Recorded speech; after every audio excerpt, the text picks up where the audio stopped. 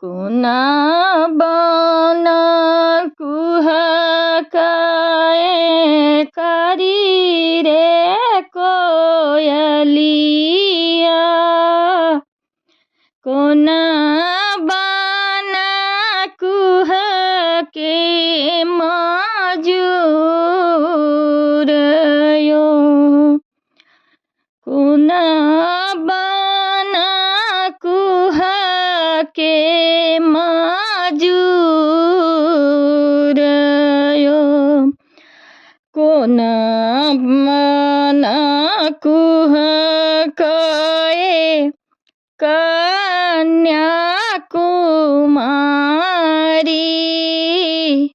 आबे धिया रहती कुमारी ओ। आबे धिया रहती कुमारी ओ। बाबा बन कुहकाए कारी रे कोयलिया। भैया बन कुहके मजूर यो। भैया बन कुहके मजूर यो। अम्मा बन कुहकाए कन्याकुमारी। आबे धिया रहती कुमारी ओ।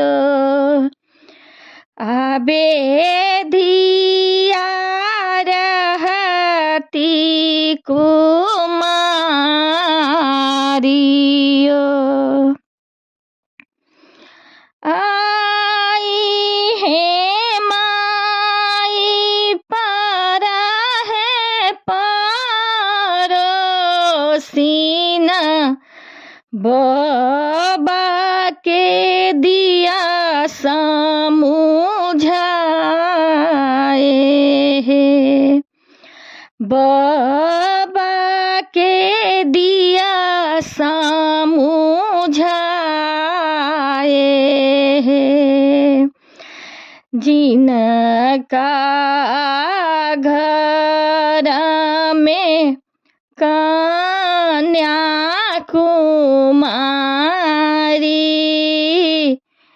से हो को ना सुताए निश्चिंत यो। से हो को ना सुताए निश्चिंत यो। एत बाबा चनी जब सुनलानी अपन बाबा। इत बाबा चना जब सुनलानी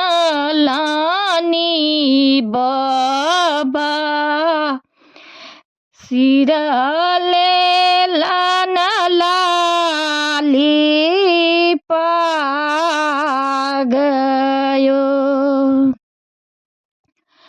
पूरब खोजलाना पश्चिम खोजला। पूरब खोजलानी बाबा पश्चिम खोजलानी। खोजला मगह मुंगेर यो।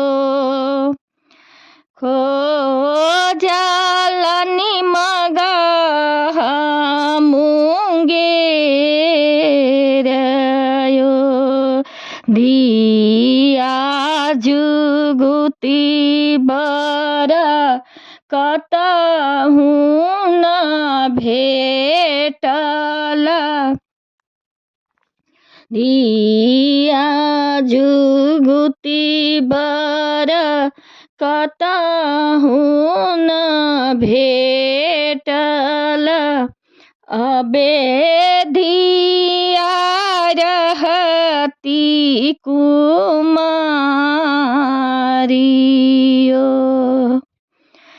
अबे धिया रहती कुमारियो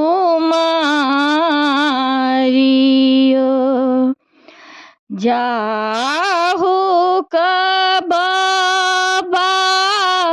नागरा अयोध्या जाहु कबबा नागरा अयोध्या राजा दशरथ जी के पास यो राजा दशरथ जी के चारिटा